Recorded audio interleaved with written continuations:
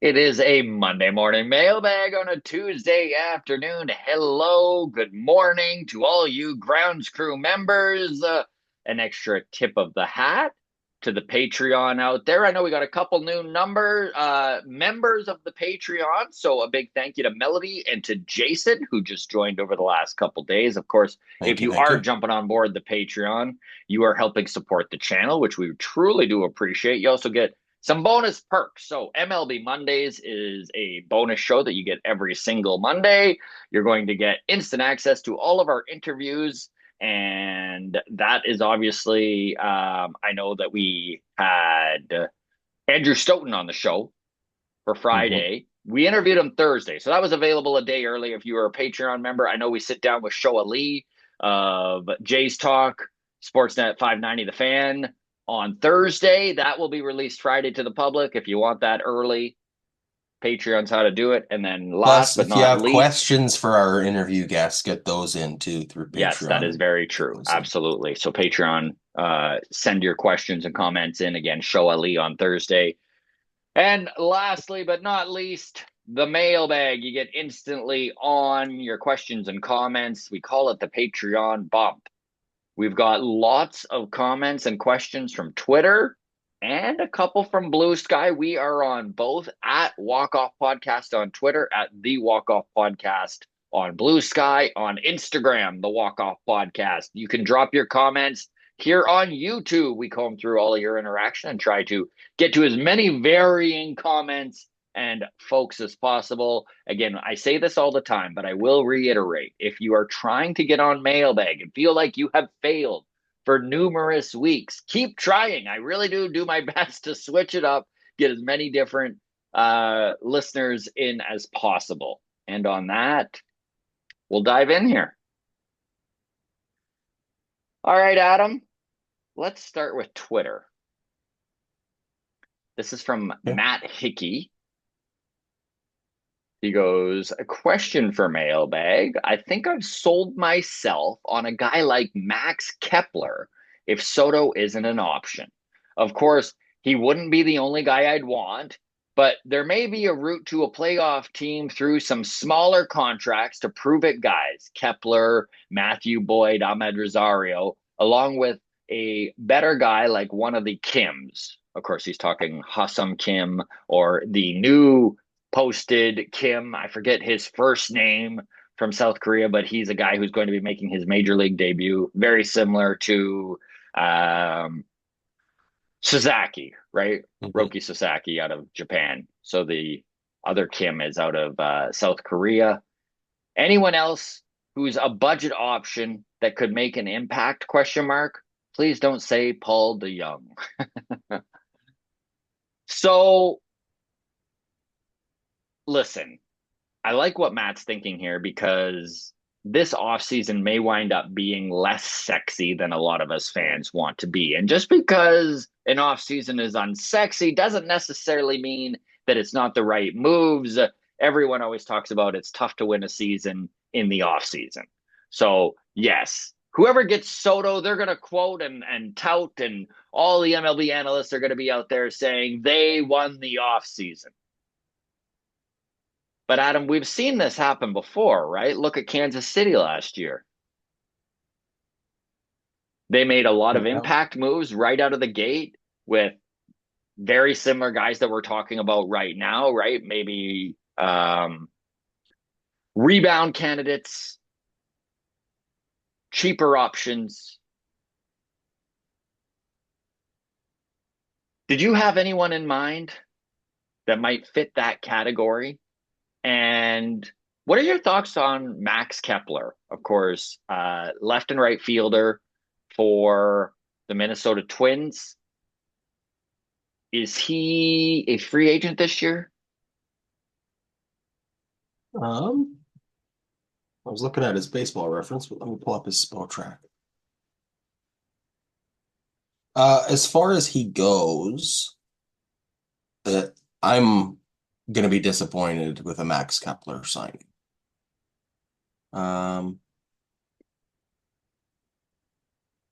Looks like free agent. Yes. Okay.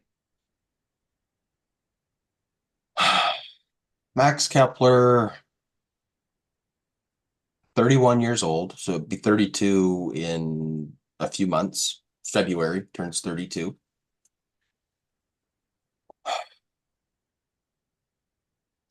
10 seasons into his career, he has one season over 30 home runs, two seasons over 20.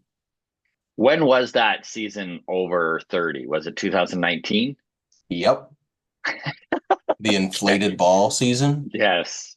Coincidence? I don't know. Um, When you can look at a guy's career high and guess that it's 2019, that's not a good sign. it's hilarious. He had an OPS plus of 123 that season. Okay. Two seasons ago in 2023, had an OPS plus of 120. Okay. Other than that, in the COVID shortened season, he had an OPS plus of 109. Not that that's a lot to brag about, but it's at least above league average. Every other season in his career, all seven other seasons, been in the 90s, Okay. slightly Out of below curiosity, average. Adam, can you look up his splits? How does he hit righties and lefties? Yeah, Like, I is can. this It's a gonna guy take me who a second. can, yeah, for sure. Because maybe that is an option the Blue Jays will look at is a platoon type guy where they can stick him in left who hits lefties well, and then go with a guy like Addison Barger who maybe has better numbers as a lefty against righties. I don't know. Okay, so he is a left-handed bat. Right, a His, lefty, yeah. his numbers, yeah, not the best, even so, against right-handed pitchers, 778 OPS. So a career OPS against righties at 108 versus lefties at 76. Okay. So I would say that's not Yeah. that's having Kevin Biggio in as a lefty bat, being like, hey, we got a lefty. Like it's not. Hmm. It's just for me, it's not enough to go out of our way and sign and feel like we moved the needle forward almost at all. Hmm. Um, it is Max Kepler specifically for me would feel like the last game of musical chairs and you're just fighting for a chair. Like Hmm. we don't want nothing. We needed a fourth outfielder technically, and we got somebody. Like we got a warm body to be Hmm. that guy. But beyond that, it's not like I don't hate the idea of or the premise of this comment, but I don't think Yes. Max Kepler is the direction I would be thrilled to go Now, I personally. do like the idea of a Ha-Sung Kim. Um, this is a guy who is very versatile, can play the infield. The only problem with Ha-Sung Kim, again, is, I mean, just looking at the big picture of this organization and how many infielders this team currently has. And I know that this is not how it's going to shake out by the end of the year. And my guess is by January 1st, some of these infield questions have been answered. We'll see how slow this offseason goes, obviously. But yeah, going with a guy like Ha-Sung Kim, I mean, it does feel a little redundant depending on what this Blue Jays team does. I like the idea of a Matthew Boyd in the starting pitching world if his price isn't over what his value is. Who knows? That's always tough to judge with those mid-range guys in free agency. If there's ever a starting pitcher that gets overpaid, it's a mid-range guy in free agency, right? So Um, yeah, what is it about Ha-Sung Kim that you're specifically interested in? I like how often he puts the ball in play, honestly. Okay. I mean, I don't think this team needs to go all out and get like a Luis Arise. I mean, I want to say a Luis Arise type, but really Luis Arise is the only Luis Arise type. Hmm. I do think that there is a hole at the top of this Blue Jays lineup.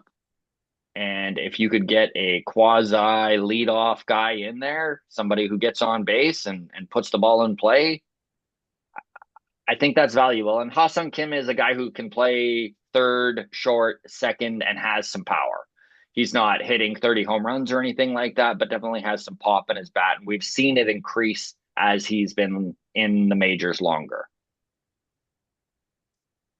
First season in the majors, 2021, 8 home runs in 117 games. Following season, 150 games, 11 home runs. Uh, the next season, 152 games, 17 home runs. And then this past season, only played 121 games, had 11 home runs.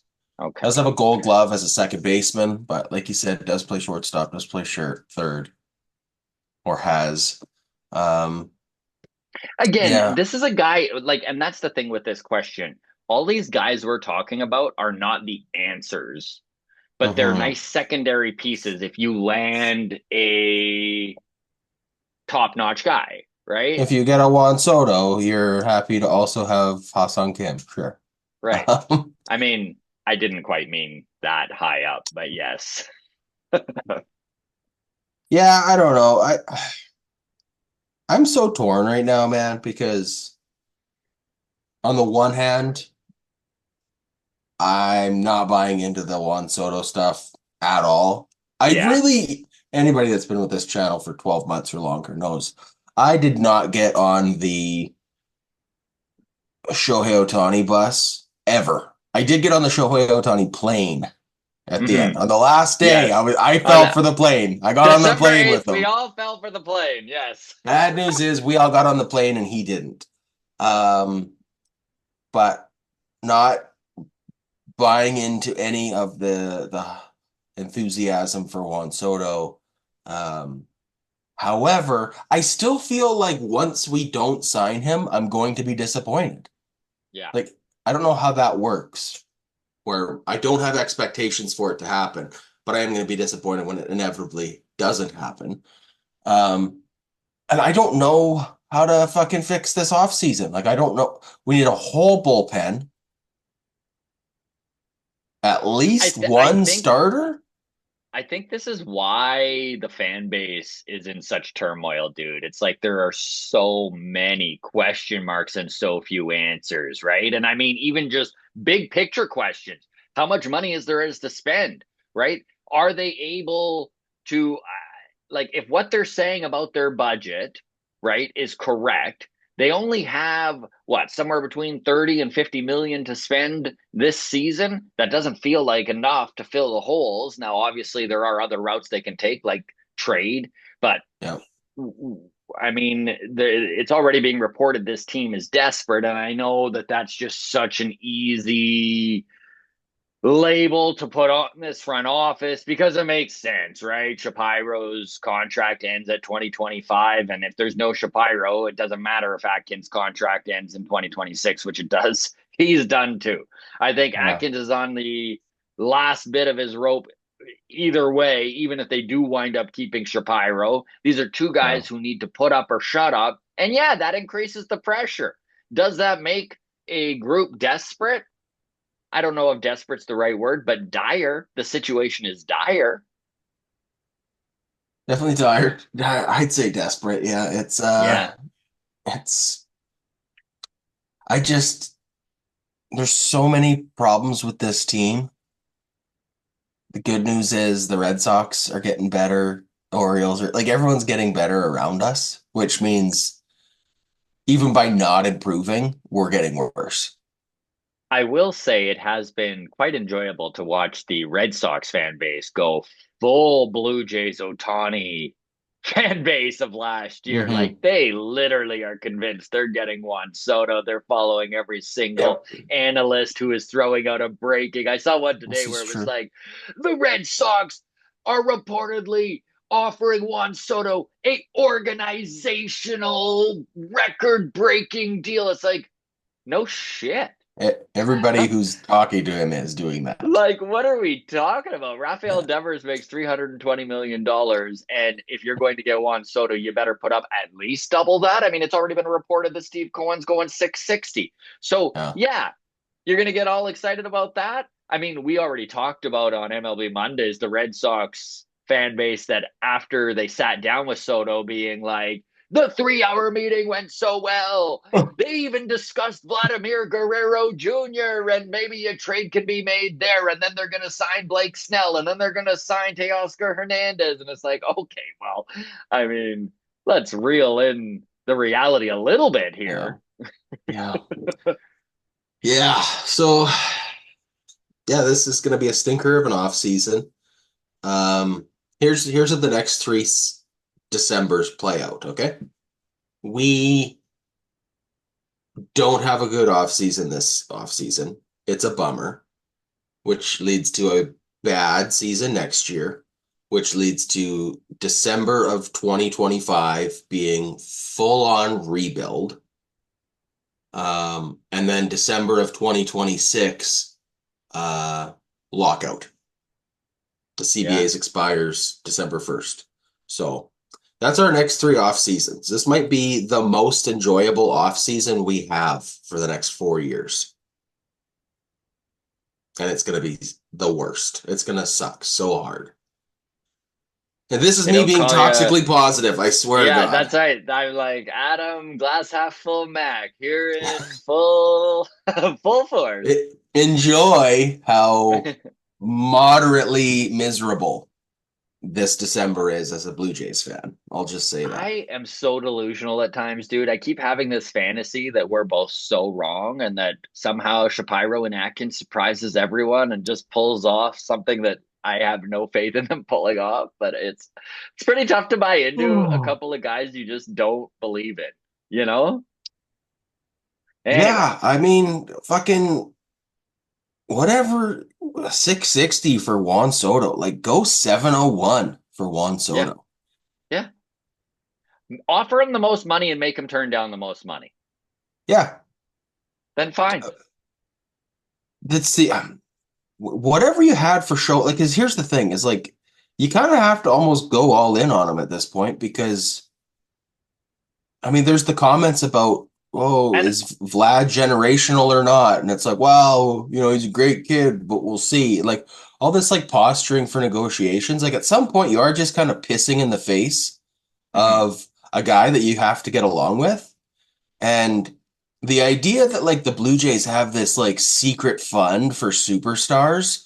Sorry, Bo. Sorry, Vlad. You don't qualify for that. Like Yeah. that's for really good players, and We've you're run not the there yet. analytics and you might be generational.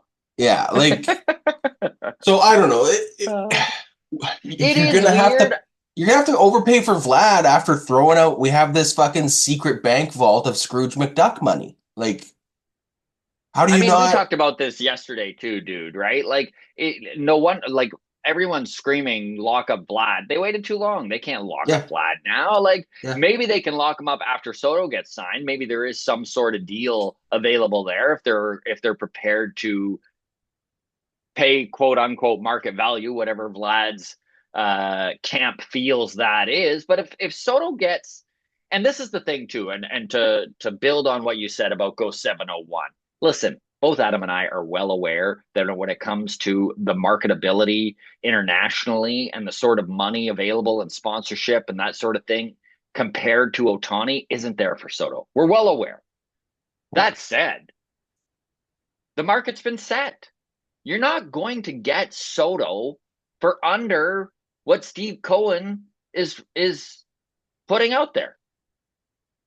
It doesn't matter. It doesn't matter how much money he makes you. If Steve Mhm. Cohen is prepared to go 660, the only way you get Juan Soto is by beating that number. So how bad do you want it?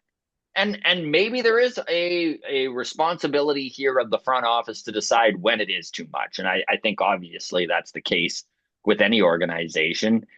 These ownership groups aren't in it to lose money. Steve Cohen is almost prepared to lose money. And so, yeah, there's going to be teams that back out. The Yankees might, and the Yankees are fuck just as like they're desperate as well to get Juan Soto. Like, Mhm. let's be serious. This Yankees team takes a huge step back if they do not bring Soto back into the fold.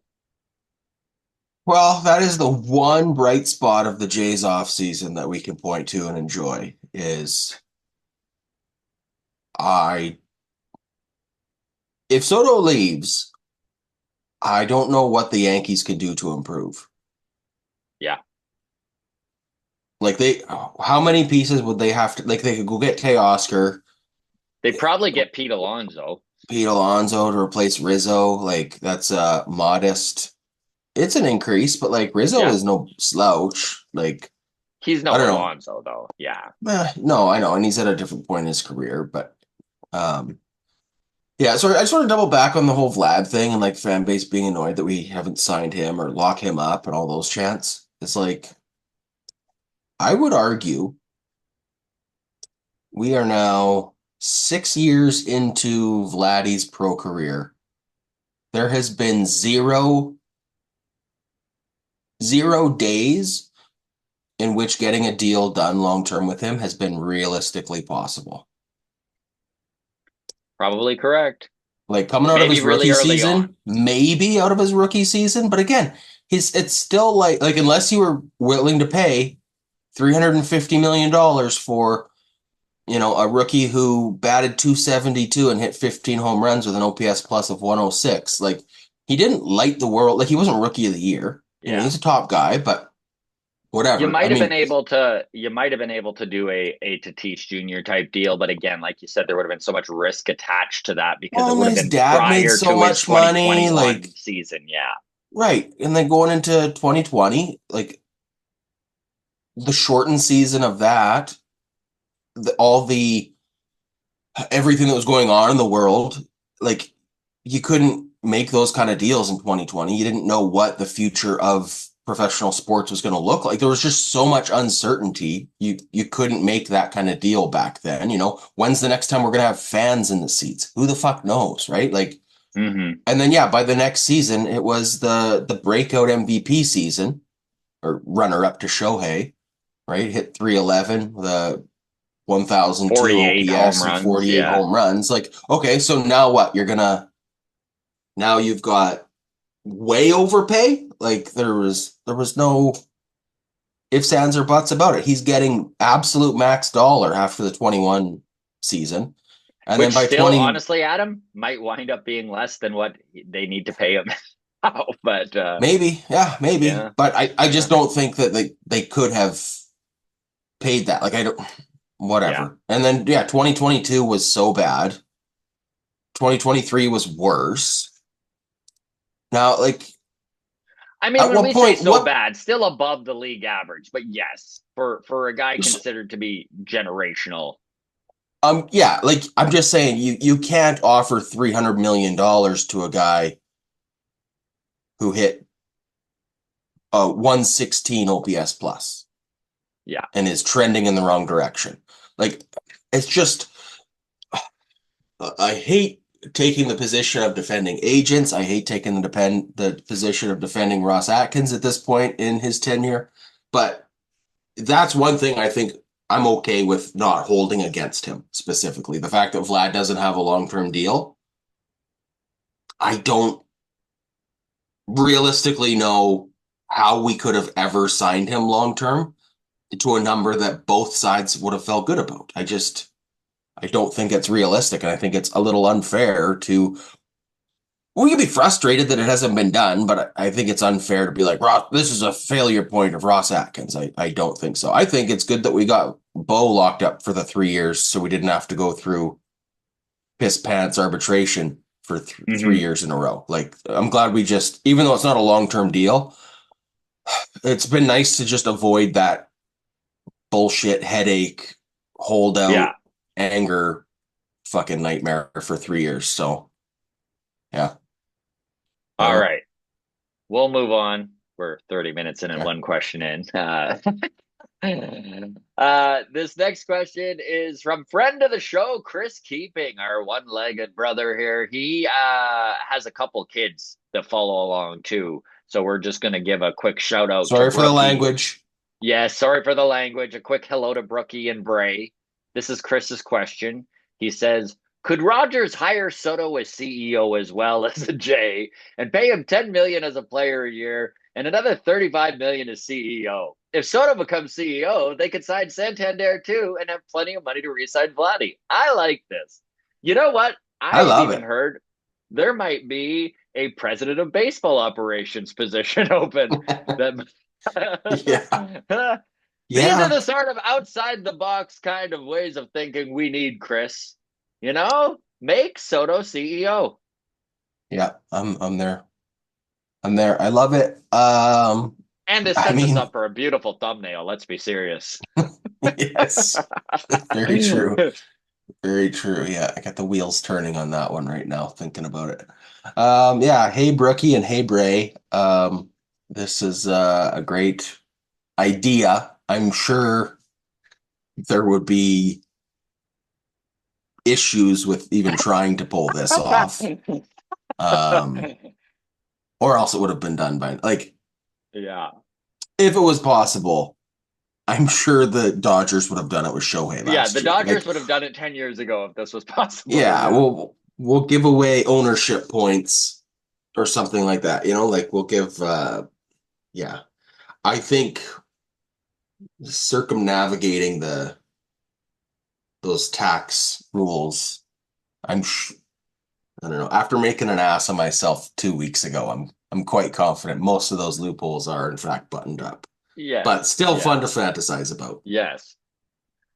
Okay, going to another question from Twitter here. This is from Melissa J. She says, hey, Scott and Adam, baseball finally got one right. The most exciting new pitcher in baseball, Paul Skenes, won Rookie of the Year. I really thought they might screw him over, saying he didn't pitch enough. It was the right move. Outside of San Diego, everyone is happy with this decision. So, Paul Skenes was absolutely incredible. I will say that there is another entity out there that's probably not very happy that he won Rookie of the Year, and that is the Pittsburgh Pirates, which I Pirates. will get into in just a moment. But first, let's read down what Paul Skenes did in just 23 starts this year. He went 11-3. I know wins and loss aren't the be all and end all, but I mean, putting up 11 wins in 14 starts, very impressive. 133 innings. Again, this is a kid that was called up at the end of May. A 1.96 ERA, a FIP. Just a reminder, FIP is read exactly like ERA, but adjusted for defensive and stadium measurements. So his FIP is 2.45, a whip under 0.947, 170 strikeouts, 32 walks, 214 ERA plus. Just so above average, like double above what the average is, and a B war of just under 6. Absolutely incredible, well deserved from Paul Skenes. However, by winning Rookie of the Year, and this is doubling back on what I said, that the other entity that's probably not all that thrilled with him winning Rookie of the Year is the Pittsburgh Pirates, because Skenes winning Rookie of the Year, he now gains a full year of service time, meaning he's 1 year closing to reaching free agency. This is an amendment that had been made to the collective bargaining agreement last time they redid the CBA. So now these rookies of the years lose a year of service time, which means just more money for them because they're hitting the free agent marker sooner. But that's not even it. That's not even the end of this. All right. Because the Pirates actually cost themselves a free draft pick because they took too long calling Paul Skenes up. So Paul Skenes needed to accrue 172 days of service time to be eligible for that free pick, and they were just under it. Now, I know, Adam, obviously, when things like this happen, it's really easy to dunk on the organization. I think they were literally 13 innings or 13 days below the service time in the 2 weeks, the two starts that Skenes had in the minors probably should have been in the majors. They were manipulating service time, so this is a little bit on them. I will say Paul Skenes had a total of 34 innings pitched in the minor leagues. So it is kind of hard to be like, those Pirates, those greedy, cheap bastards. It's like, well, you kind of want the kid to have a little bit of a minor league runway before hitting the majors. And maybe Yeah. I'm looking at this wrong, but No, I'm with 34 you. innings isn't very much. Like, even at five Yeah. innings a start, that's Five, only six six starts. starts, five, six Yeah. starts. Like, yeah. How many did Alek But Manoah get in his season before making his debut? yeah, that's a great question. I forget now, but it was pretty minimal. I Um, think it was under 100 innings or just over. I'll let you. 2021, he made his debut, pitched 111 innings for us that season. What did I say? 2021. Mhm. In Buffalo, he made 3 starts, 18 Wow. innings. Is that total? His entire minor league? No, no, no, no. He did. He pitched in Vancouver in 2019, Mhm. and then there's no official uh pro stats for him during the COVID season. So Right, it of was course. probably a part of one of those unofficial Yeah. shadow camp type deals, but whatever. In Vancouver, pitched 17 innings in 2019. Yeah, so good for Paul I think that was Skeens, his draft honestly. year. This is going to be a kid that we are talking about for decades, and fingers crossed he stays healthy because he is one of the more elite pitching phenoms that we've seen in the game in, I mean, since what, Verlander and Scherzer were kids? Like, Hmm. yeah, Yeah. pretty impressive. All right, going to a Blue Sky question. We do need to be following each other on Blue Sky for you to be able to message. So if for whatever reason you're following the Walk Off account at the Walk Off Podcast and I'm not following back, just tweet at me. Follow back. I just missed it, right? Like everything. I swear that's like, What is a blue sky tweet ah, called? they've been Because trying tweets to aren't call even it. tweets anymore. They've been trying to call it a skeet, but it's not really catching on. No, that's not it. That's not it. That can't You're be like, it. that's not it. Like, Good send me try, a Blue Sky. jizz on blue sky, would you? All Yeah. right. So, No send way. me send me a skeet. Okay. Skeet all over Scott if you're trying to get a hold of him, and he'll get back to you. Yeah. Ah, So anonymous GM source. Okay. First of all, this is from Josh. He says, so anonymous GM source of Jim Bowden's says that the Blue Jays are going to move Vladdy.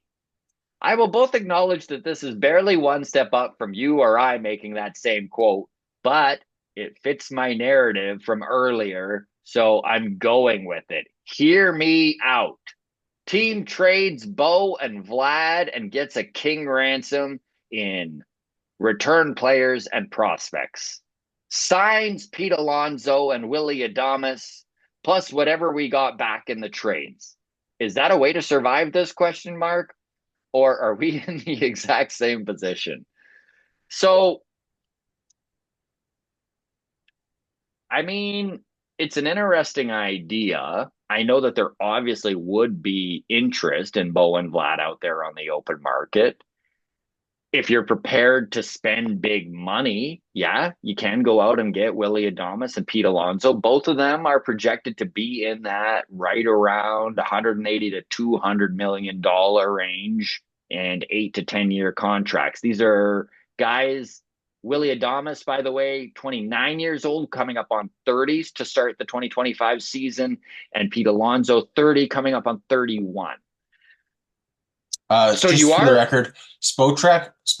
I don't know if this is a new feature or not, but they have if you are looking at like MLB free agents, column all the way to the right called market value, and if you click on yep, that, it does a pretty good job of finding comparable by position, age, and then kind of like what they signed for, term right. and AAV plus adjusted for today's market and stuff. So I don't know how accurate that is, but their calculated market value on Pete Alonso is projecting 6 years, 174 million for an Okay. AAV of 29 million over 6 years. Okay. So, So let's say just bump it to 180. So mhm, 180 for Pete Alonso. And can you mhm. look up Willie for me just so we can have a Yeah. my guess is it's somewhere between 8 to 10 and 200, but we'll see what the experts say here.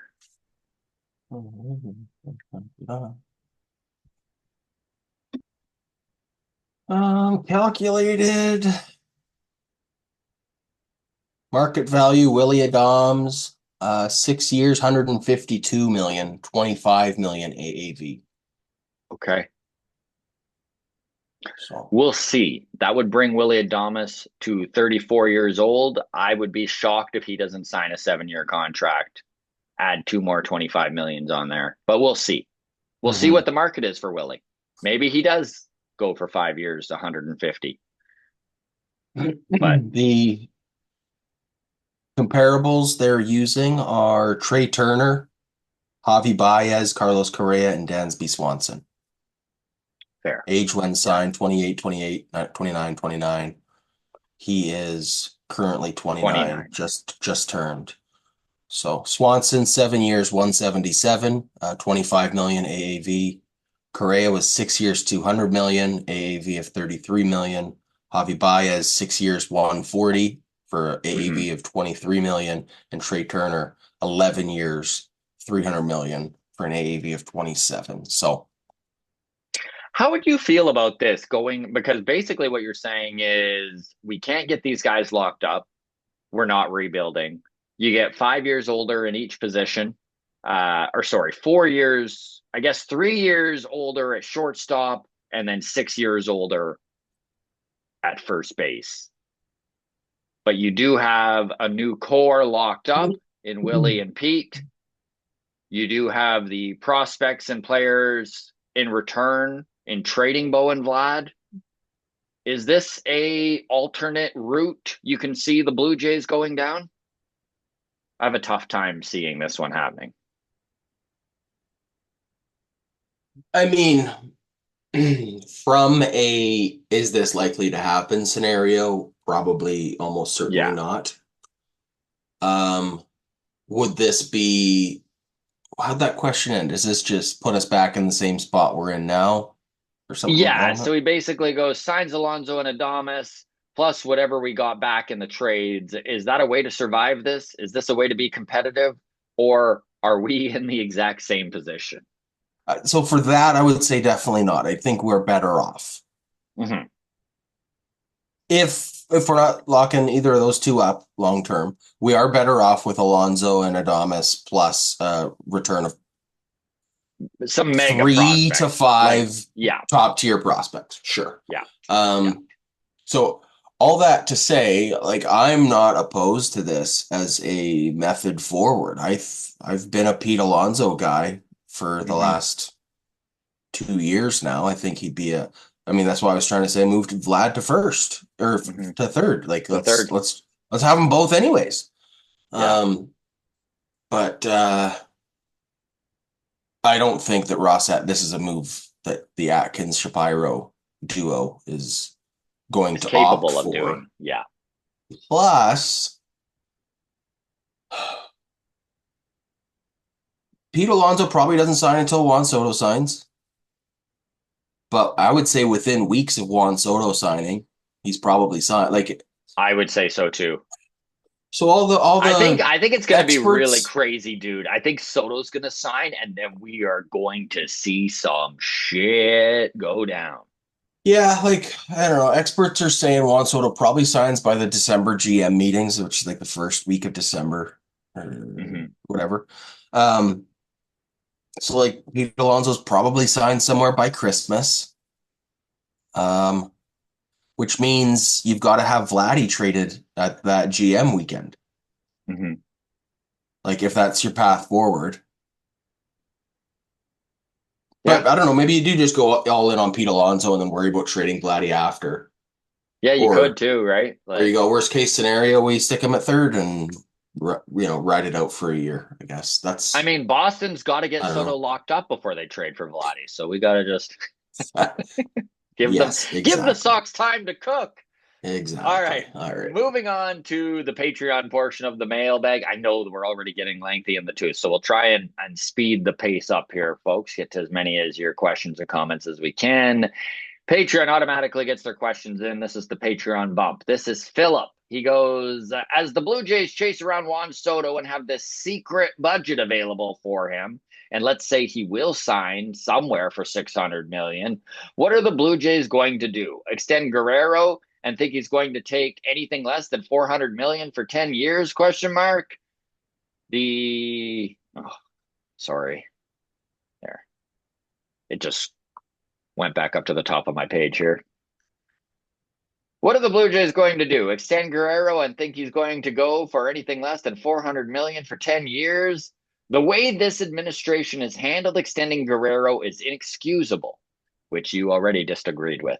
Yep. They have their priorities backwards. Like Buck Martinez said, number one priority is extend Guerrero and everything else will fall into place, including free agents taking you seriously, which I have a tough time not agreeing with. I think that having Vladdy locked up would make Toronto a more desirable place to be for free agents. This Mm-hmm. administration really screwed up because they could have gotten Guerrero for cheaper if they did the extension before Soto signs, which I 100% disagree with if we're just talking this year, right? Because why would Vladdy sign without seeing what Soto gets? Because again, I've Mm-hmm. said this a million times. Vladdy gets at least 2/3 of what Juan Soto gets. So if Juan Soto gets $660 million, that's $420 million. There's no way Guerrero's signing a Devers type deal before Soto signs.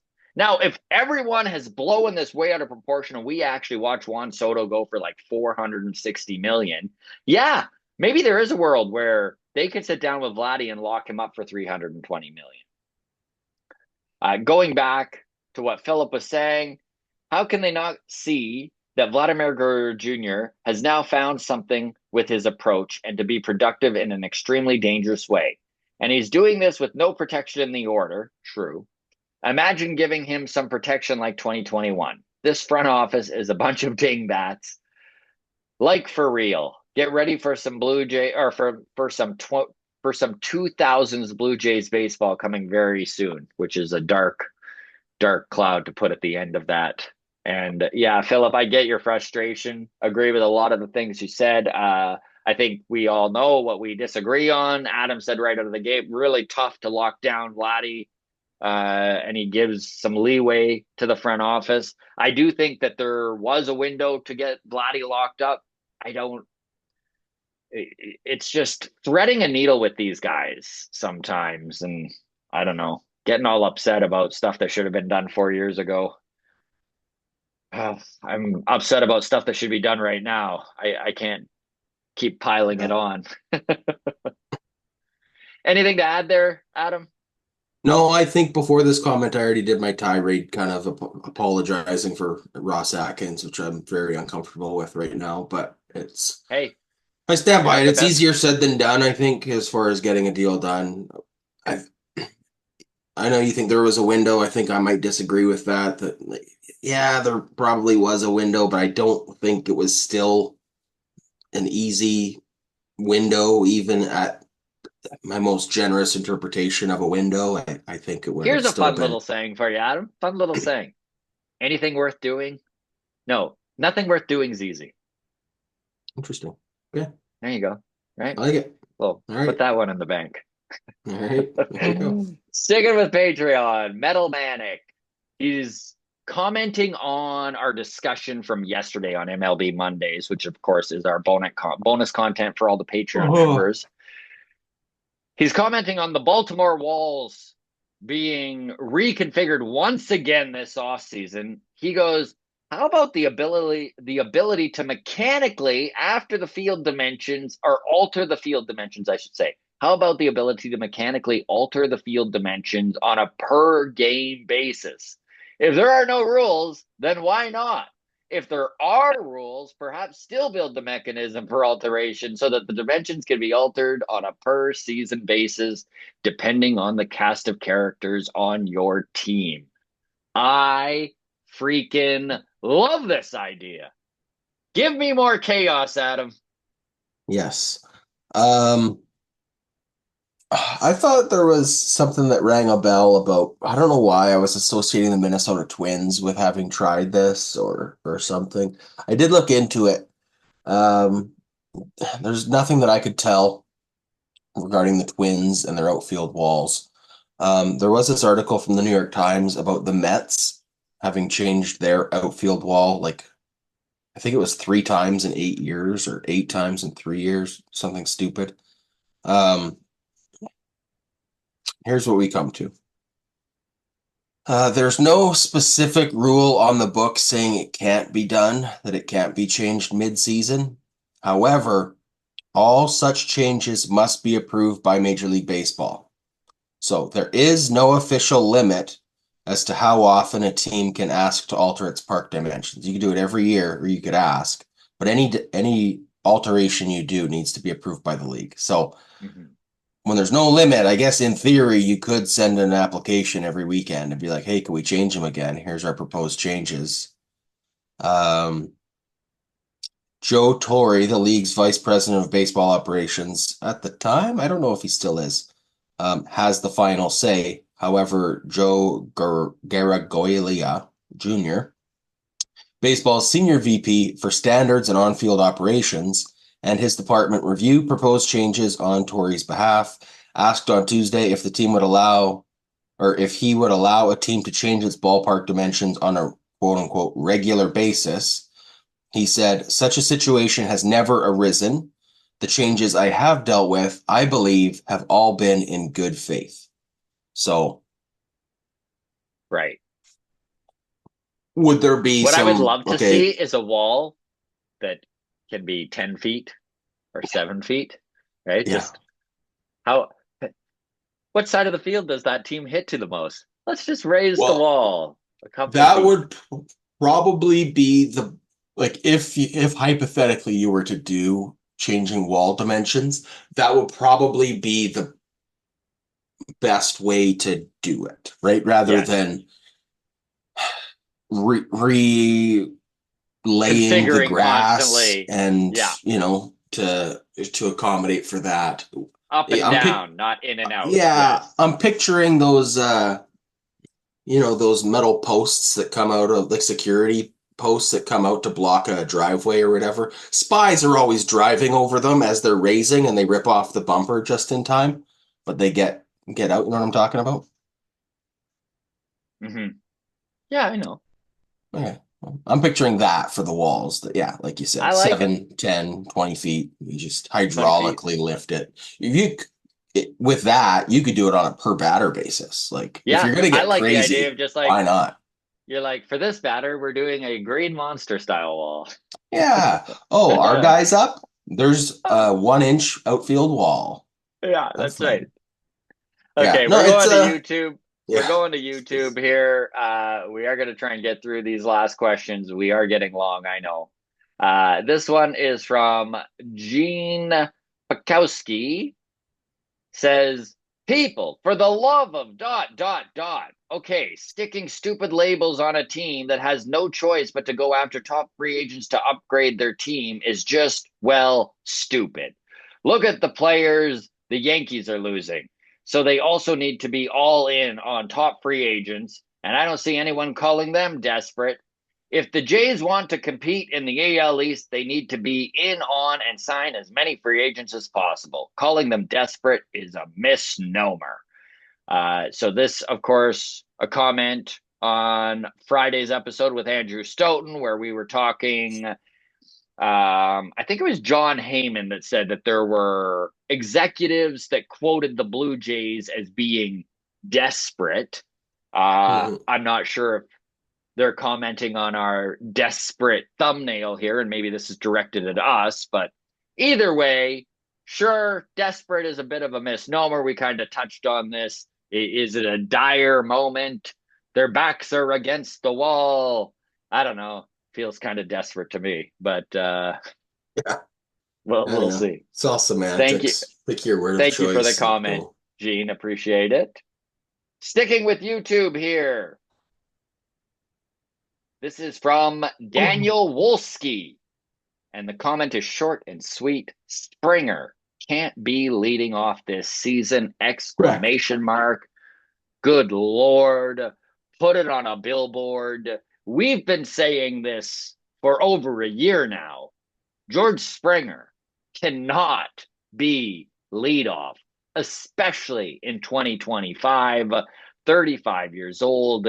He still runs the bases well. He just doesn't hit anymore. And you kind of Hmm. need a guy who gets on base a little for, fingers crossed, the Bo Bichette we saw in 2023 and the Vladimir Guerrero Jr. we saw in 2024. If we've got a 2-3 of those guys with an actual leadoff guy, this top of the lineup starts to look pretty formidable. But George Springer just not that dude anymore. No. Yeah, I want to see him gone. Gone from the leadoff spot, gone from the Blue Jays. Yeah.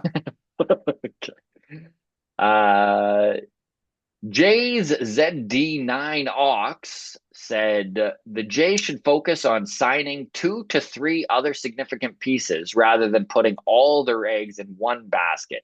They have less than 1% chance of signing Soto. So I agree with that take, actually. I think that there's too many holes in this current Jays roster to put all your eggs in one basket. Now, who knows? If the Soto budget is as it's rumored to be, which is like completely separate from the rest of the budget, which I don't know how they do the accounting on that, but I'm fine. Special account away. Make him CEO. Soto's part CEO. Yeah. Um, like if there is some resources still to fill these other holes, yeah, go ahead. Go get Juan Soto. But if this is just a case where it's like the Angels with Albert Pujols, Hmm. I am not into watching. I am not into watching that. Yeah. Yeah, I just want to see the best team possible on the field, and if that team doesn't include Juan Soto, I'm completely fine with that. Um, as for the percentage, I mean, I know I said last show that I felt like the Jays had about a 20% chance of signing Juan Soto. I'll tell you right now, the percentage is freaking irrelevant. And there's no Hmm. real way of judging where this percentage is at. I mean, it's Hmm. like when people say the Yankees and the Mets are in the lead for the Soto sweepstakes. Well, there's no real lead or Hmm. trailers. Like it's the Yeah. deal's done when the deal's done, and that's just the way it is. So Hmm. Yep. moving on, Mark Ryan says, and this is about, we were talking on Mailbag about the best way, the best analytic to evaluate a reliever. And you were just saying, I don't know why ERA is so bad, big or small sample size. It does give a rough idea of what it is. Mark Ryan says sample size is everything when dealing with statistics, which I mean, I think Yeah, both that's you a and I given. agree on. Yeah. Yeah. Insufficient sample sizes have a wider margin of error than Yeah. larger sizes. Yeah. ERA is already a flawed stat, using which it All is, which is stats are why flawed. FIP, most stats are flawed. Using ERA to compare relievers is using a bad stat with a small sample size. Not a good idea. If you want to evaluate relievers, WPA would be the best stat. And again, in a sufficient large sample. Do you Okay. want to do a favor for me here, Adam, as an ignorant analytic WPA is fan? win But probability added. okay, okay. And It what is is on a that? that's on like a per at bat face, like batter faced of like based on the outcome, the Mm-hmm, team's win probability, mm-hmm. goes up or down. Like it's the seventh inning, zero runners on, it's a tie game. Okay, now there's a runner on first. Your win probability just went down 1% or 2%. Okay. Or the opposite would be instead of that batter getting on, the batter's out. So now it's the seventh inning, tie game, no runners on, one away. What's your Oh team's win shit. probability then? It is a really cool stat. I I kind like of it. like that stat. I'd never. Yeah. I feel ignorant. I'd never heard of it. I Yeah. mean, this is It, the thing with I know. analytics. They're It's always all coming up with a wizardry, new stat that's right? better. Yeah, exactly. It Which I will say, it thank you also to the applies to grounds crew. batters. Yeah. Oh, okay. Yeah, so like Yeah. we based on your at bat Yeah. as a batter, you're that batter in Right. the seventh inning of a tie game with zero out. You get on base, your team's win probability just went up by how much? So it's every single plate appearance you're affecting your team's W win probability, right? So it is a pretty cumulative every time you touch the ball, essentially, affects the win probability. Plus or minus, they're very small swings usually. I'm sure uh, Freddie Freeman had a pretty good win probability when he hit that grand slam in game one. But Right. otherwise, they're usually pretty small swings of whatever, Yeah. percentage here, percentage there. Um, WPA. I really like that. yeah, it's a good one. I will say also, grounds crew. I mean, every time I learn a new stat, it really is the grounds crew that is imparting such wisdom. So, thank you, Mark Ryan. Appreciate that. The hardest Dulcimerist, thing who with WPA being used though is that it's not widely used right now. So it mhm, is not like a quick thing that you can go to. It doesn't have like in your brain, what a good amount of home runs is. In your brain, yes, without what a thinking good too hard, ERA what is a is, good ERA? what a What's a good good whip? What's a OPS. good K to Yes, 9 ratio? All those. You have no idea what's a good WPA. Like I don't yeah, know, is 100 good or is five elite? yeah, So. But that's not a problem with the stat. That's just it hasn't caught on yes. widespread yet. But no, I do like Uh, WPA. I will say that yeah, the next comment is kind of like my go-to here. So Mhm. Dulcimerist replied, Dulce, Yeah, long hi Dulce. time, long time listener of the show. So Dulce always appreciate the comments. He goes, and he's replying to Mark Ryan here. He goes, when looking at stats for relievers, I always look at whip first. So walks, hits, innings pitched. Checking the percentage of inherited runners allowed to score is somewhat interesting and overlooked. Another flaw of reliever ERA is how skewed it gets with inherited runners, which is true. A reliever doing horribly in a game could affect the previous pitcher's ERA while making their own ERA look perfect. Okay. Yeah, I would say yes and no to that, in that that is true, but the reverse of that also applies to a starting pitcher, right? Like a starting pitcher who leaves the game with the bases loaded, his ERA is going to look better or worse based on, okay, the relief guy got them out of a jam, right? So, like, Yes. but this goes to the general idea that ERA is a flawed stat. So, like, I The other, acknowledge ERA is not a perfect stat, yes. but The other thing to keep in mind when it comes to especially high leverage relievers when you're using the ERA stat, closers, I'm thinking in particular here, I know where you're is going with this. sometimes their ERA is going to look lower than it actually is because when they blow a save and let's say the bases are loaded and a guy hits a double, they're counting the one run, right? They're not counting the Hmm. three that round the bases. Hmm. So just something to keep in mind when you're Do judging. they, hold on, do they not, if you hit a bases clearing double to walk it off, is the game over as soon as the first runner Yeah, crosses the line? yeah, in the Really? ninth. Yeah. Hold on. This is dumb. This is dumber than my whole double steal thing I had an issue with that I just texted you privately about 2 weeks ago. Yeah. You get a bases clearing double in the bottom of the ninth to win the game. You're only getting credit for one RBI? I mean, look it up. Let's double check. I'm not full of shit here, but no, I'm pretty sure. Like, don't get me wrong. If you hit a home run, they all count, right? Right. Like, Right. I Yeah. know that. Yeah, interesting. I mean, I guess I can see it. Like as soon as the guy crosses home plate, the bench is clear and everybody like maybe the other guys don't even bother rounding third and coming home. Like Hmm. I guess, yeah, if you're a base runner on first and you only need one run and a guy hits a double, you're probably holding up at two. Like, Yeah. okay, interesting. I would say though also another point with closers in specific is that